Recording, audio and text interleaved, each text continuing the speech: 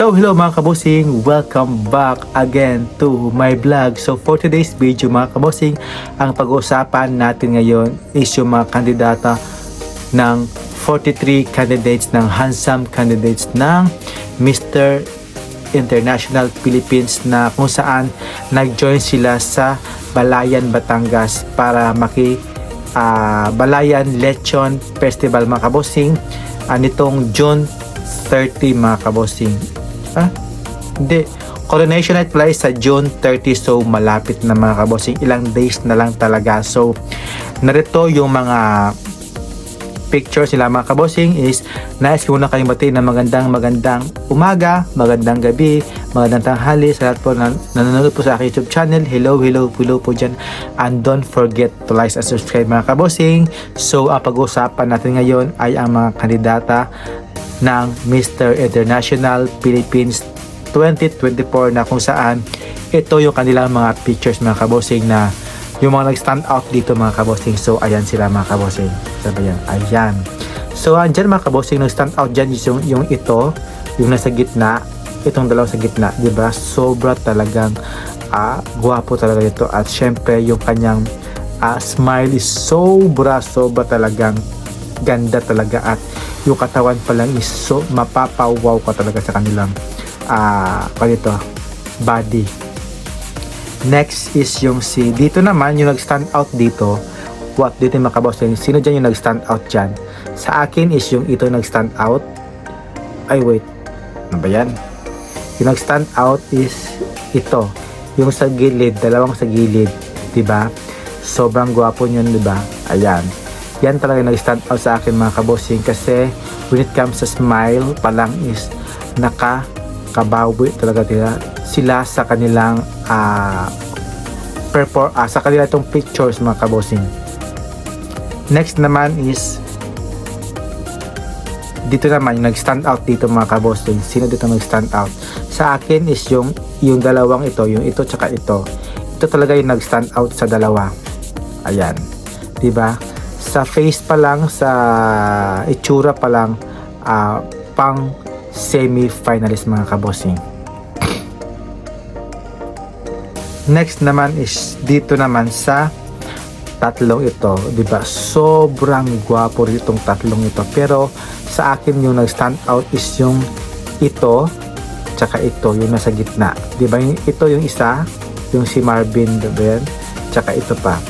Ito din humahabol din to sa when it comes sa papugian, di ba? Kasi nasa gitna kasi is siya talaga yung bumubuhay at sa kanyang height talaga is bawing-bawi talaga. Solve na talaga dito sa height pa lang niya is okay na okay sa akin yung kanyang tangkad at yung kanyang body build sobrang ganda din. Next naman is ito. Ayan, sino dyan yung nag-stand out mga kabosing? Yan, ayan. Sa akin naman nag-stand out dyan is yung ito, ayun ito, tsaka yung ito din. Diba?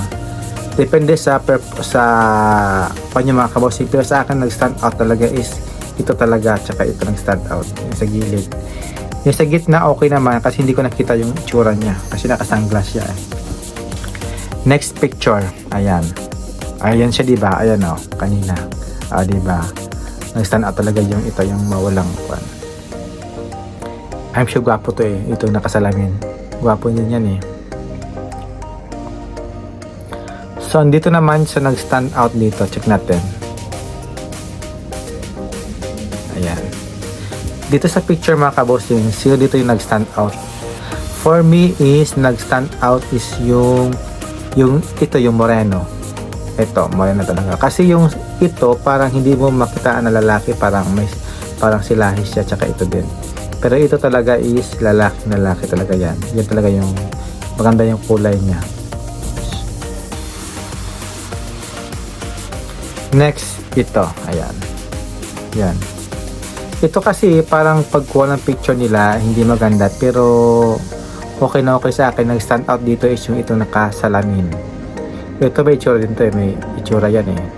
May itsura din yan. Next is ayun. Yun, my favorite. Ayan. Ito yung pinaka-favorite talaga, si Jojo. Ayan, ng Arayat Pampanga. Ito talaga yung the best. Gusto ko talaga manalo yan. Si Jojo ng Arayat Pampanga. Ayan, o. Diba? I don't know, mga kabossing, kung bakit yan talaga yung gusto ko talaga na manalo. Yung sa gitna, yung si Jojo. Kasi from the start talaga is, ito talaga yung nakikita ko. At saka maganda rin ko niyang katawan ito. Sobrang ganda din. At hindi rin siya masyadong matangkad, no? Akala ko kasi matangkad siya. Pero ito din yung bet ko rin yan sa taga, ano ba yan? Taga Tarlac din yan. Yan yung bet ko rin yan. Kasi nakakawin sa Facebook yung silang dalawa. Napalo ko na yun sa dalawa sila sa Facebook. Pero bet na bet ko rin yan, dalawa. Yung ito sa gitna, tsaka yung ito. Yan. Sobra talagang gwapo to ni Jojo, yung taga Arayat Pampanga. I will support him also at please like yung mga kanya kung may mga ganap sila mga kabossing, i-kaya ko nito si Jojo ng Arayat Pampanga. Sobrang gwapo rin yan mga kabossing. Sobrang cute, di ba? I love it. Ayan. Ito. Ayun.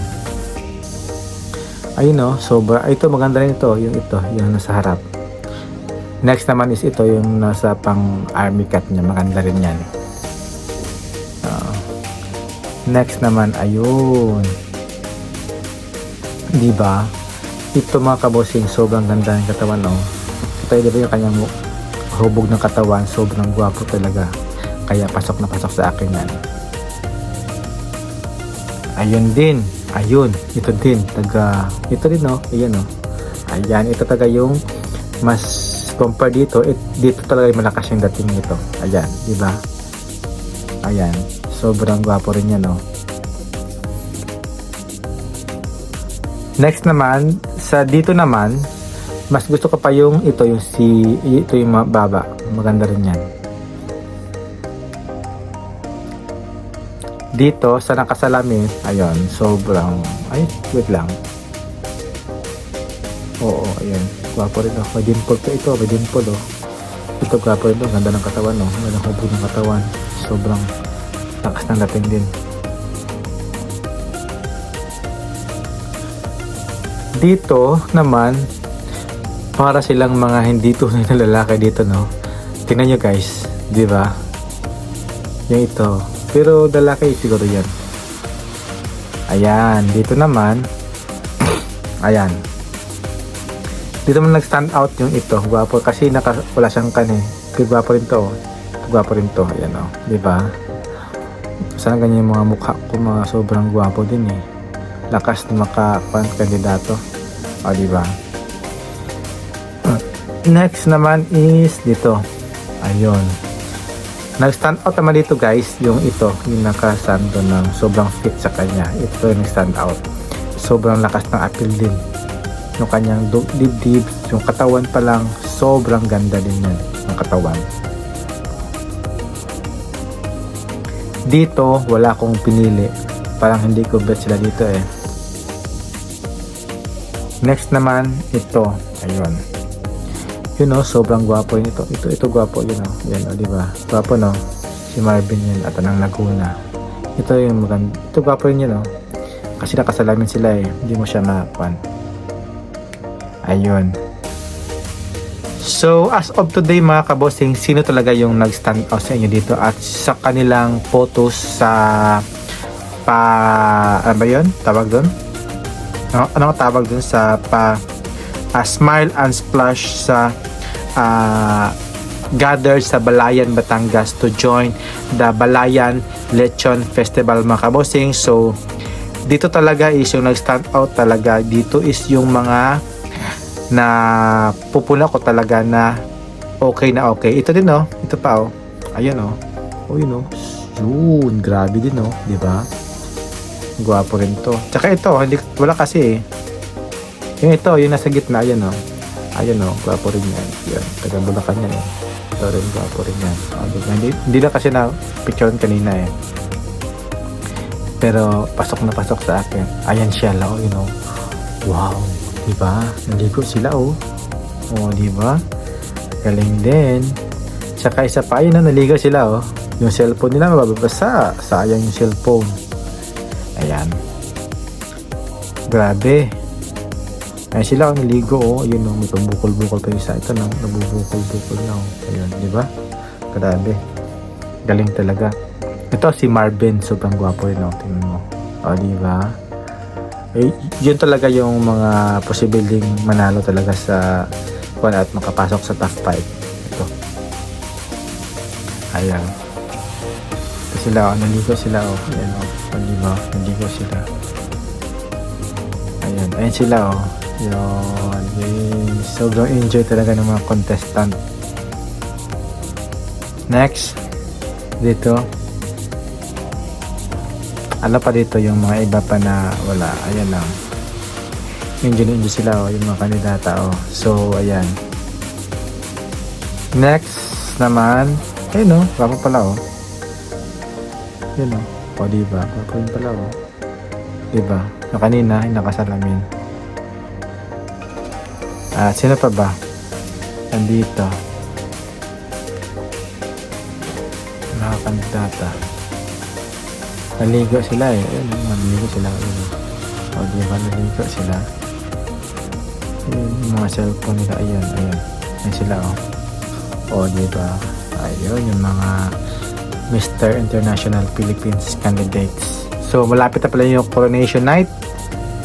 Ilang days, ilang weeks na lang, 1 week na lang, coronation na. Ito yung kanina, oh, yung sabi ko may itim. Ayun, oh, diba? Gwapo rin, oh. Dating niya, yung lalaking talaga. So, ayan mga kabossing. So, ayan sila, oh. Ayan. So, ayan mga kabossing. What do you think mga kabossing? Sino yung nag-stand out sa inyo at yung gusto mo talagang makakuha ng corona bilang isang Mr.